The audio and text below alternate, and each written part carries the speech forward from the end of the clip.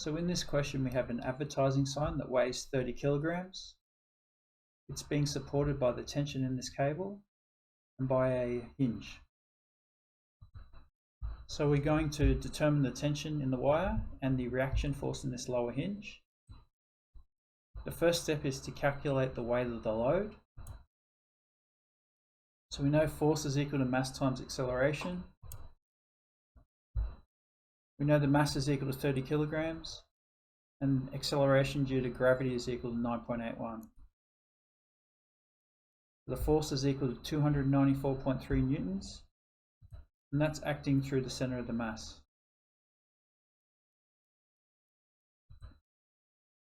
So next we need to find the intersection point of the known forces, or the point of concurrency. And we know the lines of action must all intersect at this common point. So we know the tension in the cable is acting at 30 degrees. We can find this point of concurrency.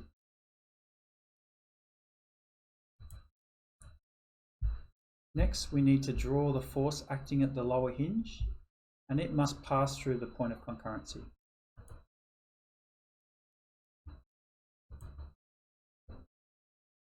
So we know the force caused by 30 kilograms is acting vertically. We also know the force acting through the cable is at 30 degrees.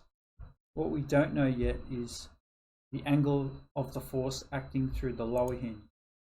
So we need to find this angle.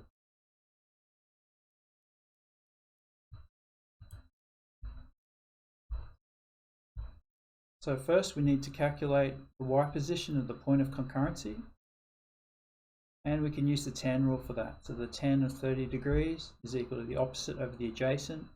The adjacent distance has been given as 0.8 meters.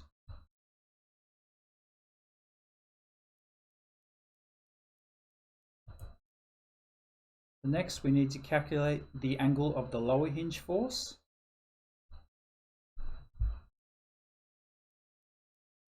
And to do that, we know the y position now, which is equal to 0.462, and we know the distance in the x direction, which is 1.5 meters.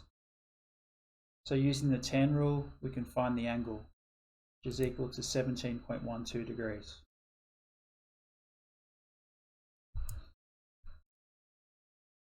So we have all the angles for the forces, and we know the magnitude of one of them. We can now use the sine rule to calculate the remaining forces. So to do that, we need to draw a force diagram, and all the forces must be drawn head to tail. So we draw the vertical force due to the weight.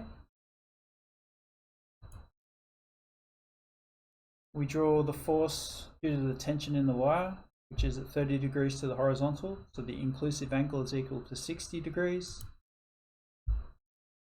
We know that the force acting at the hinge is acting at 17.12 degrees, so we need to add 30 degrees to that to get the inclusive angle. And then finally we know that the angles of a triangle have to add up to 180 degrees, so we can work out the final angle. So to work out the forces that are unknown, we can use the sine rule. So A over sine A equals B over sine B, which equals C over sine C. And then we can rearrange this equation to get our values. So the tension in the cable is equal to 383.8 newtons. And the force acting at the lower hinge is equal to 347.8 newtons. And it's acting at 17.12 degrees to the horizontal.